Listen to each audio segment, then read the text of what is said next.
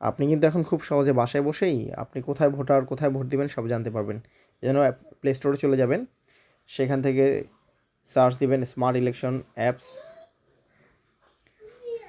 এবং আমার এখানে ডাউনলোড করা আছে, এটা ইনস্টল করবেন এবং এখানে ওপেন করবেন। ওপেন করার পর এখানে দেখবেন 13th পার্লামেন্টারি ইলেকশন আছে, সেখানে ক্লিক করবেন। এখানে আপনার ভেরিফাই যে অপশনটা আছে সেখানে ক্লিক করবেন। ডিটেলসে যাবেন, আপনার এনআইডি নাম্বারটা দিবেন এবং ডেট অফ বার্থটা দিবেন।